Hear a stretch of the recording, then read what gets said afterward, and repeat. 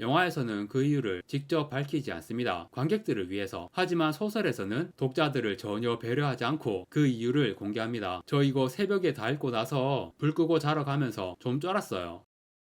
안녕하세요. 다양한 대중문화 콘텐츠를 리뷰하는 남자 머빈입니다. 이번 영상에서 리뷰할 작품은 2025년 8월 13일 개봉 일본 공포영화 긴키 지방의 어느 장소에 대하여입니다. 일단 제목에 대해서 먼저 말하자면 원작도 그렇고 그다지 잘 지은 제목이라는 생각이 들지 않습니다. 외국 영화가 한국에 개봉할 때 제목을 바꾸는 경우가 많으니까 긴키 괴담이라든가 이런 직관적인 제목으로 바꾸는 게 더 좋지 않았을까 싶어요. 저도 제목 때문에 이 작품을 놓칠 뻔했으니까요. 그냥 뭐 일본의 어느 지방에 대한 다큐멘터리인가 싶었거든요. 그런데 괴담 소재의 공포영화라는 걸 알게 되어서 이 영화 리뷰를 하려고 원작 소설도 전자책 결제를 하고 영화를 보기 전에 2번 정독했습니다. 제가 이 영상에서 소설과 영화 내용을 통합해서 최대한 해설 및 해석을 해드리겠습니다. 일단 영화만 보신 분들은 되게 궁금한 게 많을 거예요. 논리적으로 말이 안 되는 전개나 의미를 알 수 없는 떡밥들이 많이 등장합니다. 영화만 봐서는 절대 해석이 안 됩니다. 이게 원작이 있는 영화에서는 대부분 어쩔 수 없는 일인 것 같아요. 원작 소설도 되게 논리를 짜맞추기가 난해한데 이걸 영화라는 매체에 맞춰서 각색을 하다 보면 아예 완전히 단순한 이야기로 바꾸지 않는 한은 논리를 완벽하게 짜맞추기가 불가능하거든요. 대본 작업 자체의 문제라기보다는 도저히 어쩔 수가 없는 부분이 있어요. 특히 소설에서 많이 쓰이는 서술 트릭 같은 거. 소설은 시각 매체가 아니기 때문에 독자의 상상을 어긋나게 만드는 트릭을 쓸 수가 있어요. 특히 많이 속이는 게 등장인물의 나이나 성별이죠. 이 작품도 원작 소설을 보면 화자의 성별이 여성이었다는 게 되게 결정적인 단서거든요. 그거를 거의 마지막에서야 밝힙니다. 그런데 영화에서는 시작하자마자 여주인공 배우 칸도 미호가 딱 나오잖아. 원작이 가지고 있던 장치들이 시작부터 다 무너지는 거야. 소설을 영화로 만들 때 이런 서술 트릭들이 다 무너지는 건 어쩔 수가 없는 부분입니다. 그 외에 뭐 다양한 이유들로 원작 소설의 스토리 완성도가 영화에서는 다 박살이 날 수밖에 없어요. 그래서 뭐 이 영화를 보고 궁금한 게 많다. 그러면 소설을 읽는 게 최선입니다. 그런데 그렇게까지 하기는 번거롭다. 그런 경우에 도움을 주기 위해 제가 이 영상을 찍고 있는 거고요. 그러니까 소설은 안 읽고 영화만 보신 분들에게 가장 도움이 되는 영상이지만 소설을 읽은 분들도 해석이 좀 애매하다 싶은 부분들이 있을 수 있으니까 이 영상이 도움이 될 수 있을 겁니다. 그런데 영화도 소설도 안 봤고 앞으로 볼 생각도 없다. 다만 내용은 궁금하다 싶은 분들에게도 당연히 도움이 될 테고 그런데 영화든 소설이든 앞으로 볼 계획이신 분들은 이 영상은 보지 않는 게 좋습니다. 이 작품의 내러티브에서 미스테리가 쌓여 올라가면서 도대체 진상이 뭘까? 라고 궁금증을 자극하는 게 이 작품 재미의 핵심이거든요. 저는 영화를 보면서 원작 소설을 먼저 읽은 걸 후회했어요. 소설 내용을 다 알고 보면 영화에 나오는 떡밥들에 궁금증이 생기지 않으니까 몰랐다면 훨씬 재미있게 봤겠죠. 이 영화는 꽤 재미있게 잘 만들었습니다. 재미있고 적당히 무서워요. 사람에 따라서는 별로 안 무섭다 라고 느낄 수도 있고 공포의 수위가 그리 높지 않기 때문에 아주 폭넓은 관객층이 보실 수 있는 작품인 것 같습니다. 많이들 보셨으면 좋겠어요. 자, 영화 소설 내용을 통합해서 설명하면 내용이 아주 방대합니다. 너무 영상이 길어질 수가 있으니까 이제 다른 얘기는 안 하고 영상 마지막까지 내용 얘기만 쭉 진행하겠습니다. 자, 영화가 시작하면 칸노 미호가 등장해서 제 지인이 실종되었습니다. 도움이 필요합니다. 라고 말을 하죠. 이 영상은 촬영을 한 본인이 SNS에 직접 올린 겁니다. 소설에서는 이게 영상이 아니고 화자가 인터넷에 올린 글이에요. 본인을 세스지라고 소개합니다. 본명이 아니고 필명입니다. 소설에서 화자의 본명은 등장하지 않습니다. 영화에서는 치히로라는 이름으로 등장하고요. 주인공이 2명이에요. 칸노 미호가 연기한 치히로, 아카소 에이지가 연기한 오자와. 치히로는 작가, 오자와는 편집자. 두 사람이 함께 오컬트 잡지 특종을 준비하면서 벌어지는 일들을 다루는 내용입니다. 치히로가 자기 지인이 실종되어서 도움이 필요하다고 말하는데 실종된 그 지인의 이름은? 라고 말한 다음에 화면이 전환되죠. 소설에서는 처음부터 누가 실종되었는지 밝혀요. 그런데 영화에서는 이걸 밝히지 않고 나름 반전 요소로 만든 건데 큰 의미는 없는 것 같아요. 다 눈치챕니다. 실종된 건 편집자인 오자와입니다. 이 첫 장면이 되게 중요하거든요. 소설에서는 인터넷에 글을 올린 거고 영화에서는 SNS에 영상을 찍어 올렸습니다. 실종된 지인을 찾을 수 있게 도와달라는 내용이에요. 소설에서 이게 엄청 반전이거든요. 인터넷에 이걸 올린 이유가 실종된 지인을 찾게 도와달라 그게 게 아니에요. 진짜 목적이 따로 있어요. 그게 진짜 무서운 목적이거든요. 그런데 영화에서는 이 내용이 사라졌습니다. 이건 굉장히 아쉽습니다. 영화에서도 충분히 이 내용을 살릴 수가 있어요. 소설에서는 가장 핵심적이고 무서운 내용인데 영화에서 이걸 없애버렸다? 이유가 뭘까? 제 생각에는 관객들이 너무 불쾌해하지 않을까라는 걱정 때문에. 어찌 보면 이 영화 감독은 시라이시 코지입니다. 이 감독이 만든 노로이라는 모큐멘터리 호러 영화가 호러 마니아들 사이에서 꽤 유명한데 이 소설 작가 세스지가 노로이의 영향을 받아서 이 작품을 썼다고 알려져 있습니다. 그렇게 써진 소설을 다시 노로이의 감독이 영화를 한 거고, 아무튼 시라이시 코지 감독이 어찌 보면 매우 진정성 있게 각색을 한 걸로도 볼 수 있거든요. 그러니까 소설에서 가장 무서운 내용을 영화에서 빼버린 건 최대한 좋게 해석하자면 이 소설의 내용은 진짜야. 그래서 영화에서 이 내용을 그대로 만들면 진짜 큰일 나는 거야. 그래서 이 내용은 빼야 돼. 그런 이유라고 볼 수도 있지 않을까. 관객들을 위해서 이 내용을 뺀 거예요. 저는 그렇게 해석하고 싶습니다. 이런 부분에서도 이 작품을 대하는 아주 진정성 있는 감독의 태도를 엿볼 수 있다. 아니 진짜로 이 내용을 보면 아주 불쾌해하면서 극장을 나설 관객들이 있을 수 있어요. 소설책을 읽은 독자도 마지막에 SSG가 인터넷에 글을 올린 진짜 목적을 밝히는 순간 기분이 좀 이상해집니다. 그 목적이 뭔지는 이 영상의 뒷부분에 밝히겠습니다. 아무튼 그렇게 SSG가 인터넷에 도움을 요청하면서 이야기가 시작됩니다. 소설은 모큐멘터리 형식으로 화자가 직접 쓴 글이 아닌 잡지 또는 신문기사, 블로그 글, 스레드 글 이런 글들 수십 개를 보여주는 형식이거든요. 전부 괴담이나 미스터리한 사건에 대한 글이에요. 사람 실종되었다고 찾는다고 도움을 요청해놓고 계속 이런 글들만 보여주는 이유? 이 글들의 내용이 그 사람의 실종과 관련이 있다. 이 글들의 내용과 관련해서 뭔가 추가적으로 아는 정보가 있다면 저에게 알려주세요. 일단 표면적으로는 그런 이유예요. 그런데 실제로는 이 수십 개의 글들 자체를 많은 사람들에게 읽게 하는 것 자체가 목적이야. 그런데 영화에서는 이 괴담들이 영상으로 나옵니다. 신문 기사였던 게 뉴스 화면이 되고 어떤 미스터리한 사건에 대한 글이 그 사건 당시에 있었던 사람이 캠코더로 찍은 영상이 되고 또 어떤 건 애니메이션으로 나오더라고. 옛날부터 전해 내려오는 무슨 괴담이 있는데 그걸 어떤 방송국에서 애니메이션으로 만들었다. 그런 내용도 영화에 나오고요. 사실 영화에서 이렇게 바뀌는 건 당연한 건데 제일 결정적인 차이가 뭐냐면요. 소설에서는 모큐멘터리라서 세스지가 이 글들을 인터넷에 계속 올리잖아요. 그런데 영화에서는 치히로가 이 영상들을 인터넷에 올리지 않아요. 그냥 영화 속 등장인물인 치히로와 오자와가 함께 이 영상들을 보는 장면이 나오고 그걸 관객이 함께 보는 것 뿐이에요. 이 괴담 영상들에서 발생하는 영향력이 영화 속 등장인물들을 대상으로 하는 거고 관객은 거기서 벗어나 있어. 그런데 소설은 세스지가 직접 독자에게 자 지금부터 제가 올리는 글들 다 읽으시고 뭔가 아는 게 있으면 저에게 알려주세요 라고 하면서 독자를 직접 작품 안의 세계로 끌어들입니다. 이 소설이 진짜 무서운 이유가 이것 때문이거든요. 그런데 영화는 그걸 차단했어. 이미 감독이 노로이라는 모큐멘터리 영화를 만든 적이 있는데 왜 모큐멘터리 소설을 영화화하면서 일반 극영화의 형식을 선택했는지 이것도 차단을 위해서예요. 관객을 위해서, 관객을 지켜주기 위해서. 물론 이 내용이 진짜는 아니니까 실제로 관객이 큰일 나지는 않겠지만 불쾌해질 수 있잖아. 관객이 불쾌하지 않게 극영화 형식을 취해서 딱 그 영화 안에서만 벌어지는 일로 차단을 했습니다. 아무튼 이 괴담들 정말 많아요. 제가 다 세어봤는데 이 소설의 챕터가 무려 41개입니다. 그 대부분이 각각의 개별적인 괴담 스토리예요. 그런데 내용이 비슷비슷한 것들이 있고 전혀 상관없어 보이는 것들도 있고 아예 장르 자체가 다른 괴담도 있어요. 그런데 이 괴담들이 모두 어떤 특정한 장소와 연관되어 있다는 게 공통점이에요. 그게 긴키 지방의 어느 장소인 거죠. 긴키 지방이라는 게 엄청 넓어요. 긴키라는 명칭은 옛 수도권을 아우르는 지역을 말하는 거고요. 이 소설의 역자 후기에 설명된 걸 그대로 옮겨 적으면 오사카부, 교토현, 효고현, 나라현, 와카야마현의 2부 5현을 가리키며 간사이 지방과도 대체로 겹친다. 나무위키에 긴키 지방이라고 검색하면 간사이 문서로 연결됩니다. 사실상 간사이라고 봐도 될 정도로 엄청 넓은데 그 긴키 지방의 어떤 장소, 소설에서는 땡땡땡땡으로 표기해서 어딘지 감춥니다. 영화에서는 그런 식으로는 못하니까 그냥 긴키 지방으로 퉁치더라고요. 아무튼 그 장소에서 벌어진 다양한 괴담, 소설에 실린 수십 개의 괴담들을 비슷한 내용끼리 나눠보면 5개의 중요 소재가 있는 걸 알 수 있거든요. 산으로 꿰는 것, 빨간 코트 여자, 저주 스티커, 사이비 종교, 수수께끼의 돌 하나씩 설명해 드리겠습니다. 산으로 꿰는 것은 뭔가가 산에 오지 않을래? 라고 부르는 거예요. 추가적으로 감이 있단다 라고도 말해요. 영화에서 가장 처음에 나온 게 여자 초등학생의 실종 사건을 다룬 뉴스 영상이었죠. 그리고 그 아이가 실종되고 얼마 후 그 아이의 삼촌이 댐에서 투신 자살했다는 내용도 나옵니다. 산으로 깨는 것의 패턴은 두 가지인데 직접 부르는 경우 또 한 가지는 누군가 무언가를 조종해서 납치하듯이 데려오는 경우, 실종된 초등학생은 두 번째 경우입니다. 얘가 학교 마치고 하굣길에 실종이 되었거든요. 그런데 얘가 사는 지역이 긴키지방의 그 장소에서 멀리 떨어진 지역이에요. 그런데 얘의 삼촌이 일하는 직장이 그 장소 근처인 거야. 즉 삼촌이 그 장소에 뭔가에 홀려가지고 조카를 납치해서 산에 데려간 거지. 이 산으로 깨는 것은 여자를 대상으로 합니다. 남자를 홀리게 만들어서 여자를 산으로 데려오는 하수인으로 부리는 거고, 영화에 나오지 않은 괴담 중에서는 여자에게 말을 거는 수상한 남자들, 뭐 이런 특집 기사가 있어요. 최근 여자에게 수상한 말을 하는 남자들이 늘어나고 있다고 한다. 그들이 하는 말은 공통적이다. 산에 가지 않겠습니까? 감도 있습니다. 이런 내용의 기사입니다. 그리고 영화에 나왔던 괴담 중에서 중학교 수련회 영상, 그 수련회 건물이 긴키지방의 그 장소 근처에 있거든요. 그 장소 근처에서는 남자를 홀려서 하수인으로 부리지 않고 무언가가 직접 여자아이들을 홀려요. 그래서 그 수련회 영상을 보면 숲에서 뭔가 어이 하고 부르면서 감이 있다, 산에 와라 이렇게 부르거든요. 남자아이들은 멀쩡한데 여자아이들이 발작을 일으키면서 쓰러지죠. 그런데 이 산으로 깨는 것에 대한 내용이 영화에서 자세히 안 나와요. 영화를 본 사람 중에서는 여자만 대상으로 한다는 걸 모르는 사람도 있을 거예요. 영화에서 자세하게 안 나오니까 아, 여자만을 노리는구나 라는 걸 영화를 보고도 모를 수가 있어. 이게 왜 그러냐면 얘가 좀 짜쳐. 그 장소에 그 무언가가 인터넷에도 등장하거든요. 이거는 남자를 홀려서 여자를 납치해서 데려오게 하는 것처럼 어떤 남자를 홀리게 해서 인터넷에 글을 쓰게 하는 걸 수도 있고, 아니면 그 무언가가 직접 인터넷 세상에 들어와 있는 거라고 해석할 수도 있어요. 링에서 비디오 테이프로 저주가 전파되는 것처럼 전자기기를 통해서 이런 초자연적인 존재가 활동하는 게 그렇게 특이한 것도 아니니까. 아무튼 얘가 소설 시작부터 엄청 짜치는데 야동 스트리밍 사이트에서 어떤 야동 배우한테 꽂힌 거야. 그래서 그 배우 영상에만 계속 댓글을 달아. 산에 오지 않겠습니까? 감이 있습니다. 이런 댓글을 계속 달아요. 귀신인지 뭔지 알 수 없는 초자연적인 존재가 야동 사이트에 댓글 달고 있는 게 너무 짜치잖아. 그리고 얘가 여자 초등학생을 데려갔죠. 중학교 수련회에서 여자애들 홀렸죠. 패도 느낌이 납니다. 물론 성인 여자들도 많이 당했지만 초등학생까지 이렇게 한다는 게 영화에 나왔던 영상 중에 아파트 아이들이 어떤 놀이를 하는 게 있잖아요. 이것도 산으로 깨는 것과 관련이 있거든요. 그런데 이 놀이도 결국 대상이 여자 어린애들이야. 패도의 여미새 이런 이미지가 생겨버리니까 뭔가 코스믹 호러스러운 무시무시한 존재치고는 설정이 짜쳐. 그래서 영화를 보면 이런 걸 약간 애매하게 처리해서 아이들이 놀고 있는 것도 소설에서는 여자아이만 잡아야 하거든요. 그런데 남자애들 여자애들 막 섞여서 도망가는 걸로 애매하게 처리했고, 그렇게 패도와 여미새라는 짜치는 이미지가 생기지 않게 영화에서 애매하게 보여준 거예요. 그런데 이게 되게 핵심적인 정보거든요. 여자만 대상으로 한다는 거. 그래서 영화만 봐서는 그것의 실체가 잘 해석이 안 되는 거야. 그리고 아이들이 하는 놀이가 소설에는 마시로상 놀이라는 명칭입니다. 그런데 영화에서는 마시라 사마 놀이로 나와요. 소설을 보면 마시로상이라는 놀이가 있고 그 외에 또 마시로상이라는 학교 괴담도 나와요. 마시로가 흰색하고 관련이 있는 이름이야. 뒤에 시로가 흰 백자니까. 그런데 영화에서는 이걸 마시라 사마로 바꿨어요. 소설에도 마시라 사마가 등장하는데 원숭이 신의 이름이래요. 긴키 지방의 그 장소에 도리가 세워져 있고 뭔가를 모시는 사당 같은 게 있잖아요. 지금은 여자아이 인형으로 가득한데 원래 거기 돌이 있었대. 그 돌이 원숭이 신 마시라 사마라는 거예요. 그 원숭이 신을 모시고 있는 사당인 거야. 이 원숭이는 흰색 원숭이라고 합니다. 뭐 이런 이야기가 그 지역 중령 세대들까지 전해지는 이야기였대. 그런데 그보다 더 위 노년 세대한테 들어보면 이야기가 달라. 사실은 그 흰 원숭이 전설은 지어낸 이야기이고 그 사당의 돌에 대한 끔찍한 이야기가 있다. 그 끔찍한 이야기를 그대로 전해줄 수가 없으니까 흰색 원숭이 전설을 지어낸 거다. 이러면서 그 이야기를 해주는데, 참고로 이거는 소설의 거의 마지막에 나오는 내용입니다. 긴키 지방의 그 장소에 있는 그 무언가의 정체가 드디어 밝혀지나 싶은 그런 내용이 마지막에 나오는 거예요. 이게 영화에서 애니메이션으로 나오는 그 내용이에요. 마사루라는 청년에 대한 이야기. 아주 옛날 소설에는 메이지 시대라고 나옵니다. 홀어머니 모시고 사는 마사루라는 청년이 있었다. 그런데 어머니가 병으로 돌아가시고 뭐 어쩌고 저쩌고 하던 내용인데 영화에서 나오는 애니메이션은 또 내용이 달라졌어. 이유는 같습니다. 여미새라는 짜치는 이미지를 지우려고. 영화에 나온 애니메이션은 마사루가 돌아가신 어머니의 그리움 때문에 산에서 여자들을 부르는 내용으로 바뀌었는데요. 소설에서는 어머니가 돌아가시고 혼자 사는 게 딱해서 마을 사람들이 너는 신부를 얻어야 한다 라고 얘기를 하는데, 그런데 신부를 얻는 방법을 누군가가 잘못 가르쳐 준 거야. 그 당시 동네에 유행하는 플러팅 기술이 있어요. 라면 먹고 갈래요랑 비슷한 거. 남자가 여자한테 이렇게 말을 겁니다. 집에 감나무가 있습니까? 그러면 여자가 네 있습니다. 마침 가지에 감이 맺혔네요 라고 답을 해요. 그러면 남자가 그 감을 제가 받아도 되겠습니까? 라고 다시 물어요. 그러면 여자가 네, 따주셔요 라고 답을 합니다. 그러면 둘이 짝짝꿍이 되는 거죠. 이런 식으로 여자한테 작업을 거는 게 정석이야. 그런데 마사루가 소설에서는 누가 잘못 가르쳐줬다고 나오는데 제 생각에는 얘가 멍청해서 좀 이해를 못한 것 같아. 지가 감을 들고 다니면서 온 동네 여자들한테 저한테 감이 있습니다, 시집 오세요, 만나주세요 이러고 다닌 거야. 온 동네 여자들한테 집요하게 그러고 다니니까 마을에서 완전 극혐으로 찍힙니다. 그런데 어느 날 마사루 집 근처에서 여자 시체가 발견돼요. 그 여자 시체 옆에 검은색 돌이 놓여있고 돌에 피가 묻어있어. 마을 사람들이 범인은 마사루라고 생각해서 마사루를 잡아와서 막 구타를 합니다. 그래서 마사루가 자기가 했다고 자백을 해요. 진짜 마사루 짓인지 구타당하다가 무서워서 거짓 자백을 한 건지는 모르겠어요. 그런데 마사루가 자백을 한 다음에 그 돌에 스스로 머리를 박고 죽어버려요. 마사루가 죽은 지 얼마 뒤에 마을 여자들이 스스로 돌에 머리를 박고 죽는 일이 자꾸 생기는 거야. 이거는 마사루의 저주다 라고 생각해서 마을 사람들이 사당을 짓고 거기에 그 검은 돌을 모셔두고 마사루의 혼을 달래주려고 한 거예요. 마사루가 계속 여자를 원했으니까 여자아이 인형을 만들어서 그 사당에 바치게 된 겁니다. 이 내용이 소설 거의 마지막에 나오는데 그 산으로 깨는 것의 정체가 소설의 거의 마지막에 이렇게 밝혀지는구나. 그 정체는 메이지 시대에 살았던 마사루라는 남자의 귀신이구나 라고 생각할 수가 있습니다. 그런데 이 이야기에 반전이 있습니다. 참고로 이 내용은 잡지나 신문에 실린 기사나 그런 게 아니라 지금은 폐간된 어떤 오컬트 잡지의 편집장이 인터뷰를 한 자료예요. 실제 기사로 나오지는 않았고 자료 창고 같은 데서 찾아낸 겁니다. 이 편집장이 소설에서 S라는 이니셜로 나오는데 영화에서는 무슨 사가와였나? S로 시작하는 이름의 캐릭터로 등장해요. 정확한 이름이 기억이 안 나네요. 아무튼 소설에서는 이 S 편집장이 조사한 자료를 제일 마지막에 보여주거든요. 그중 하나가 이 마사루에 대한 이야기인데 긴키 지방의 그 장소 근처에 사는 어떤 노인을 인터뷰해서 알게 된 내용이에요. 그런데 인터뷰 다 끝나고 S 편집장이 무슨 이야기를 하냐면 내가 그 마사루를 모시고 있다는 사당에 가봤는데 그 사당의 퀄리티가 동네 사람들이 대충 만든 그런 퀄리티가 아니다. 그러니까 이 말의 의미는 마사루라는 하찮은 여미새 귀신 따위를 위해 만들어진 그런 물건이 아니라는 거예요. 그러니까 이 인터뷰 내용 자체가 산으로 꿰는 것의 정체를 마사루 귀신이라고 속이려는 연막인 거지. 훨씬 더 오래되고 거대한 뭔가 코스믹 호러적인 존재이고 마사루 또한 그것의 희생양 중 하나인 거예요. 그 사당 근처의 숲에서 어떤 낡은 간판 같은 게 발견되거든요. 하도 오래돼서 내용이 거의 다 지워졌어요. 그런데 그나마 남아있는 글자들로 내용 조합을 해보면 하늘에서 내려온 무언가를 모시기 위해 세워진 사당이다, 그런 내용으로 해석이 되거든요. 저는 이거는 악마나 외계인이라고 생각을 합니다. 가능성으로는 악마일 가능성 40%, 외계인일 가능성 60% 정도로 보고 있어요. 영화 보신 분들은 알겠지만 저도 영화를 보고 나서 외계인일 가능성이 크다고 생각하게 되었어요. 아무튼 이게 산으로 깨는 것에 대한 괴담들이고, 그 다음 빨간 코트 여자. 빨간 코트 여자에게 아들이 있었는데 이름이 아키라입니다. 한자는 마칠 요자를 써요. 아키라는 엄청 큰 나무의 높은 가지에 목매달린 상태의 시체로 발견이 되었어요. 학교에서 왕따를 당해서 자살한 걸로 처리가 되었는데 저렇게 높은 가지에 초등학생이 어떻게 올라가서 목을 맸을까 라는 의문이 남았죠. 아키라가 죽은 진짜 이유, 영화에서는 마시라사마라는 명칭으로 나왔지만 소설에서는 마시로상이라고 나오는 그 놀이로 죽은 겁니다. 여자아이를 대상으로 한다고 했잖아요. 그런데 여자아이가 잡히면 반드시 대역이 되는 걸 줘야지 죽지 않을 수 있거든요. 그런데 누군가가 아키라를 대역으로 해버린 거야. 자세한 내용은 소설에도 안 나오는데 대충 그런 이유로 죽은 것 같아요. 아키라가 가지에 매달렸으니까 엄마가 그 아래에서 두 손을 들고 계속 점프를 했다고 해요. 영화에도 나온 내용이죠. 엄마가 이때 빨간색 코트를 입고 있었는데 아키라가 죽고 1년 정도 지나서 엄마도 집에서 자살하거든요. 영화에 나왔던 그 인방 스트리머가 찾아갔던 올가미 집, 거기가 이 죽은 모자가 살던 집이에요. 아무튼 그래서 이 엄마도 죽고 귀신이 되었어. 소설을 보면 빨간 코트를 입은 여자가 두 손을 들고 점프하는 모습으로 그 귀신이 묘사가 됩니다. 그런데 영화로 만들려고 하니까 그렇게 점프하는 모습이 무섭다기보다는 우스꽝스러웠나봐. 그래서 점프는 안 합니다. 이 빨간 코트 귀신과 관련된 게 또 저주 스티커라는 괴담이거든요. 수수께끼의 스티커가 전국 곳곳에서 발견되고 있다. 그런데 종류가 두 가지야. 도리가 그려져 있고 그 안에 사람 형상이 그려져 있는 건 동일한데 내 귀퉁이에 한자가 적혀 있는데 여자와 료자가 적혀 있는 두 종류가 있어요. 여자가 적힌 스티커는 긴키 지방의 그 장소에 있는 악마인지 외계인인지 그 존재가 사람들을 홀리게 해서 퍼뜨리는 거고, 료자가 적힌 스티커는 이 빨간 코트 귀신이 흉내를 내는 거예요. 그러니까 소설에서 이런 식으로 설명하는데 그것의 희생자가 자신을 희생시킨 존재와 비슷한 존재가 되었다. 이 스티커의 목적이 뭐냐? 저주를 퍼뜨리고 더 많은 사람들을 제물로 삼으려는 거예요. 이 여자는 자기 아들을 되살리려고 했습니다. 아들이 죽고 1년 정도 뒤에 여자가 자살하거든요. 그 1년 사이에 이 여자가 어떤 사이비 종교에 들어가요. 그 사이비 종교는 어떤 돌을 모시고 있는데 당연히 사당에 있던 돌이에요. 영화에서는 어마어마한 크기의 바위로 나오거든요. 이런 바위는 너무 무거워서 사람이 들고 옮길 수가 없으니까 막 여기저기 신출귀몰하게 나타났다 사라졌다 하는 그런 신기한 바위로 묘사가 됩니다. 그런데 소설에서는 바위는 아니고 큰 돌이라고 나오고요. 소설을 보면 이 사이비 종교가 뭐하는 애들인지 좀 애매하게 나와요. 그런데 그냥 소설에서 그것에게 홀린 사람들이 계속 나오는 것처럼 홀린 사람들의 뭔가 색다른 형태 중 하나인 거라고 퉁칠 수 있을 것 같습니다. 그런데 영화는 좀 더 구체적으로 소중한 사람을 잃은 자들이 모여서 그 소중한 사람을 되찾으려는 목적의 종교라고 못을 박습니다. 이렇게 소설에서 애매한 내용을 보충하는 각색은 괜찮은 것 같아요. 아무튼 소설에서 빨간 코트 여자가 그 사이비 종교에 있다가 그 돌을 훔쳐서 자기 집으로 가져가거든요. 영화에서 그 여자 집에 다다미에 구멍이 뚫려 있었잖아요. 그 돌을 거기에 둔 거예요. 그리고 료자가 들어간 스티커를 퍼뜨리는 등 뭐 여러가지 짓을 해가지고 결국 죽은 아들 아키라를 부활시키는데 성공합니다. 그런데 아키라인 줄 알았던 그것은 사실은 아키라가 아니야. 소설에서 화자인 세스지가 빨간 코트 여자에 대해서 이렇게 묘사를 합니다. 가련한 여자다. 돌을 훔치고 스티커의 문자를 자기 아이 이름으로 바꿔서 되살린 것은 자기 아이의 형태를 한 무언가였다. 그저 목숨을 먹어칠 뿐이 무언가를 기르기 위해서 이 여자는 끊임없이 저주를 퍼뜨리고 있다. 자, 이 내용이 영화의 마지막 반전과 관련이 있죠. 소설에서 빨간 코트 여자가 한 짓을 영화에서는 칸도 미오가 연기한 주인공 치히로가 합니다. 소설의 화자인 세스지와 빨간 코트 여자를 결합시킨 캐릭터가 치히로예요. 이렇게 되니까 이 반전의 내용 자체는 소설보다 더 임팩트가 세죠. 소설의 반전이 뭐냐면 세스지가 빨간 코트 여자의 조력자예요. 소설에서 이 화자에 대한 중요한 정보가 아이가 있었는데 사고로 죽었다 라는 정보가 중간에 밝혀지고 마지막에 저는 사실 여자입니다 라고 밝히는 내용이 있거든요. 빨간 코트 여자랑 같은 아픔을 공유하는 사람으로서 결국 빨간 코트 여자에게 선택이 되었고 그 무언가를 함께 기르기 위한 조력자로 선택이 된 거예요. 그런데 화자에 대한 그런 정보들을 단서로 드러나게 된 반전이 조력자인 것보다는 아들을 살리려다가 무시무시한 존재를 세상에 나오게 한 당사자라는 게 훨씬 임팩트가 세잖아요. 아마 이 소설 작가 세스지도 영화에서 이렇게 각색된 내용을 보고 좀 아차 싶었을 것 같아요. 소설 화자를 그 존재를 탄생시킨 당사자로 하는 게 더 임팩트가 있구나. 그런데 워낙에 방대하고 복잡한 내용의 소설이다 보니까 그런 식으로 빨간 코트 여자의 사연을 소설 화자에 연결하는 게 쉽지 않았을 것 같습니다. 이렇게 내용이 각색이 되니까 빨간 코트 여자랑 그 여자 옆에 붙어있는 못 꺾인 소년 귀신의 역할이 애매하잖아요. 영화에서는 얘는 그냥 귀신이야. 진짜 무시무시한 존재는 영화 마지막에 치히로가 오자와를 제물로 바치고 부활시킨 그 아기예요. 아기인지 괴물인지. 그런데 소설에서는 빨간 코트 여자가 아키라를 부활시키려다가 그걸 세상에 나오게 한 거고, 즉 소설에서는 그 무시무시한 존재가 이미 세상에 나와 있고 상당히 많은 사람들을 이미 희생시켜서 그게 괴담으로 떠돌고 있는 상태인 거예요. 영화에서 저주에 걸린 어떤 남자가 영험한 스님한테 재령수를 받는 장면이 나오잖아요. 그런데 소설에서 이 장면에 되게 중요한 대사가 나오는데 영화에서는 안 나와요. 소설에서 스님이 뭐라고 하냐면 이거 귀신이 아니다. 귀신보다 훨씬 거대한 뭔가 신적인 존재다. 이렇게 말을 해요. 제가 이 내용을 소설에서 읽고 아 이거는 악마구나 라고 생각을 했거든요. 아직도 악마인지 외계인인지 정확히는 모르겠어요. 아무튼 영화에서는 스님이 하는 이 대사가 안 나옵니다. 빨간 코트 여자랑 어린애 귀신이 영화에서는 그냥 단순히 귀신인 것 같으니까 맥락도 뭔가 엉성하고, 소설의 빨간 코트 여자 역할이 영화에서 치히로한테 가면서 영화에서는 빨간 코트 여자에 대한 내용은 그냥 붕 떠버린 거예요. 그리고 처음에 말했던 세스지가 이 글을 인터넷에 올린 이유, 영화에서는 치히로가 영상을 찍어서 SNS에 올렸어요. 그 이유가 뭐냐? 영화에서는 이유가 없어. 아니 소설과 같은 이유라고 짐작할 순 있어요. 하지만 영화에서는 그 이유를 직접 밝히지 않습니다. 관객들을 위해서. 하지만 소설에서는 독자들을 전혀 배려하지 않고 그 이유를 공개합니다. 저 이거 새벽에 다 읽고 나서 불 끄고 자러 가면서 좀 쫄았어요. 사실 이런 건 작품을 본 독자 혹은 관객을 겁줄 수 있는 가장 간단하고 어찌 보면 좀 치사한 방법이거든요. 사실상 클리셰에 가깝고 전혀 신선하지도 않은데 그래도 어쩔 수 없이 쫄게 되긴 합니다. 자, 소설에서 세스지가 밝힌 그 이유가 뭐냐면 몇 년 전에 넷플릭스에서 나온 주라는 제목의 대만 공포영화가 있거든요. 그거예요. 아, 혹시 주라는 영화를 안 보신 분은 이거 그 영화 스포일러니까 스포일러 원치 않으시면 영상 재생을 여기서 멈추셔야 합니다. 그 주라는 영화 초반에 여자 주인공이 나와서 여러분 지금부터 제가 하는 동작과 하는 말을 따라하세요. 이거는 복을 퍼뜨리는 주문입니다. 이러거든요. 그런데 당연히 거짓말이죠. 시작부터 거짓말인 게 뻔히 보여. 누가 봐도 엄청 불길하고 기괴한 동작과 주문인데 그게 복을 퍼뜨리는 거라고 누가 믿어? 이 여자의 딸이 저주에 걸렸는데 딸을 살리기 위해서 최대한 많은 사람들에게 저주를 퍼뜨려서 딸이 죽게 될 순번을 미루려는 거예요. 즉 이 영화를 본 당신이 내 딸 대신 저주에 걸려 죽을 거야. 그렇게 겁주는 영화인 거예요. 이 소설도 똑같습니다. 이 소설을 읽는 자들, 저주받으리, 그 악마인지 외계인인지 모르겠는 그 존재는 끊임없이 목숨을 먹어치우는 존재입니다. 이 저주에 걸리면 대부분 자살해서 제물이 돼요. 주로 많이 자살하는 장소가 그 아파트 5동, 영화에서도 그 5동에서 누가 떨어져서 죽는 장면이 나왔죠. 그리고 그 장소 근처에 있는 댐, 참고로 소설에서 오자와는 댐에서 자살했습니다. 처음에 오자와가 실종되어서 찾고 있다고 말했잖아요. 그런데 영화에서는 안 나오지만 소설에서 세스지가 모든 걸 고백할 때 오자와가 실종되었다는 건 거짓말이고요. 사실은 이미 죽었어요. 왜 그런 거짓말을 했냐고요? 그야 여러분이 제가 올리는 글을 계속 읽게 만들어야 하니까, 여러분에게 누군가를 도울 수 있다는 목적을 줘야 하니까. 이 글을 끝까지 읽으신 분들 이미 저에게 큰 도움을 주신 겁니다. 여러분은 이미 저주에 걸렸고 그분의 제물이 되실 겁니다. 뭐 이런 결말입니다. 생각보다 좀 뻔한 반전이죠. 그래도 밤에 혼자 이거 읽으면 섬뜩해요. 외계인인가 악마인가? 영화에 나온 걸 보면 외계인 같아. 그런데 저는 악마라고 해도 말이 되는 것 같고, 또 한 가지 애매한 거, 소설에서는 빨간 코트 여자가, 영화에서는 치히로가 탄생시킨 그 존재, 이거를 외계인의 자식 혹은 악마의 자식, 그런 존재로 봐야 하는 건지, 아니면 그 장소를 벗어나서 밖으로 나가기 위한 분신 같은 존재를 만든 건지, 저는 분신이라고 보거든요. 어쨌든 계속 재물을 먹어치우는 존재라는 건 동일하잖아. 그런 존재가 두 개가 되었다, 아니면 같은 존재의 분신이다, 뭐 어느 쪽이든 비슷비슷한 것 같기도 하고. 그리고 이 작품에서 가장 궁금한 떡밥이 이거예요. 찾아내 주셔서 감사합니다 라는 대사. 영화를 보면 이 대사가 나오는데 그 의미가 궁금할 거예요. 소설을 봐도 궁금합니다. 그런데 제가 해석을 해보자면, 소설에서 세스지가 조력자로 선택이 된 이유가 뭐냐면요, 세스지가 작가이기 때문이에요. 세스지가 직접 언급하는 내용인데, 빨간 코트 여자는 매스컴을 증오하고 동시에 매스컴의 학살력에 대해서도 잘 알고 있다. 빨간 코트 여자의 아들이 죽은 사건이 당시에 언론에 많이 보도되고 화제가 되었거든요. 그때 오자와가 일하는 출판사의 예전 편집자와 기자들이 이 사건을 집요하게 취재를 했나봐요. 그런데 이 출판사는 오컬트 잡지에서 이걸 특집으로 다루었고, 오컬트 잡지는 기본적으로 사실 보도보다는 엔터테인먼트 목적이니까 취재 과정도 그렇고 잡지에 실린 내용도 빨간 코트 여자의 심기를 크게 상하게 하는 그런 게 많았던 것 같아요. 그래서 이 여자가 출판사에 보낸 항의 편지들이 이 소설에 실려 있습니다. 그런데 그렇게 항의를 하면서도 찾아내 주셔서 감사합니다 라고 언급을 하거든요. 이 여자가 아키라를 부활시키려고 했잖아요. 그 방법이 저주 스티커를 붙이는 목적도 다 비슷한 건데, 최대한 많이 퍼뜨리고 알리는 거야. 이야기를, 괴담을, 그것과 관련된 인식을. 그로 인해서 더 많은 저주, 더 많은 재물. 영화에서 인방 스트리머가 빨간 코트 여자 집에 갔을 때 소설에서는 스레드 글로 나오는데 네티즌들이 계속 글을 쓰잖아요. 그런데 그 많은 네티즌 중에 누군가가 2층, 서랍 속, 이런 식으로 행동을 유도하는 이상한 글을 계속 쓰거든요. 그래서 서랍을 열어보니까 그 안에 아키라의 사진이 있잖아요. 그러니까 그 이상한 글을 쓰던 네티즌이 찾아내 주셔서 감사합니다 라고 글을 남기거든요. 영화에서도 인방 실시간 댓글로 나와요. 소설에서 마지막에 드러나는 내용과 연관지어 보면 찾아내 주셔서 감사합니다가 이 작품의 가장 상징적인 문장으로서 사실상 독자에게 하는 말인 거죠. 재물이 되어준 것에 대한 감사, 그리고 저주를 더 많이 퍼뜨리게 도와준 것에 대한 감사, 그런 의미가 담긴 문장이라고 볼 수 있습니다. 자, 지금 이 영상이 제가 계획한 것보다 너무 길어졌는데요. 저는 소설을 2번 정독하고 영화도 봤지만 애매하고 궁금한 내용들이 남아있어요. 특히 긴키지방의 그 장소에 있는 존재가 여미새 짓을 한 거, 영화에서도 이게 애매하다고 생각했는지 여미새스러워 보이는 내용이 나오지 않았는데, 그 스티커 부적에 여자 적힌 거 나왔잖아요. 마사루가 여자 타령만 하다가 죽었으니까 결국은 이거 마사루 귀신인 거 아니야? 라고 생각할 수도 있어요. 그런데 저는 그건 진짜 아니라고 보고요. 악마나 외계인이 맞고 그런 마사루 같은 여미새 짓은 왜 한 건데, 저는 이건 그냥 마사루의 흉내를 낸 게 아닌가 싶습니다. 감을 언급한 것도 그렇고, 왜냐하면 실제로는 여자뿐 아니라 남자도 죽었잖아요. 그 실종된 초등학생의 삼촌이 결국 댐에서 자살했어요. 마시로상 놀이에서 대역이 된 아키라도 남자아이인데 죽었어요. 그러니까 남자 여자 안 가리고 다 제물로 먹는데 그냥 큰 의미 없이 마사루의 흉내를 낸 것일 뿐이라고 생각합니다. 나중에 분신으로 나온 그 존재도 빨간 코트 여자의 아들인 아키라의 흉내를 내고 내고 있는 것 같아요. 소설 읽어보면 그런 느낌이 들거든요. 자기 희생자를 흉내내는, 희생자에 대한 조롱일 수도 있고 그냥 놀이일 수도 있고, 저는 그런 식으로 해석을 하고 있습니다. 이렇게 저도 애매하고 궁금하게 생각하는 내용이 많고 이 영상을 보신 분들도 여전히 궁금한 내용들이 많으실 거예요. 그런 내용들을 댓글로 남기시면 최대한 제가 알고 있고 이해한 선에서 답변을 해드리겠습니다. 긴키 지방의 어느 장소에 대하여 라는 작품, 내용이 복잡하고 애매한 떡밥도 많긴 하지만 이 정도면 괴담 모큐멘터리 호러로서 상당히 완성도가 뛰어난 작품이라고 생각합니다. 영화도 꽤 잘 만든 편이에요. 지금 생각보다 한국에서 흥행도 그럭저럭 되고 있는 것 같더라고요. 간만에 나온 재미있는 호러 영화니까 많은 분들이 보셨으면 좋겠습니다. 이번 영상은 여기까지 하고 마무리하겠습니다. 구독과 좋아요 부탁드립니다. 찾아내주셔서 감사합니다.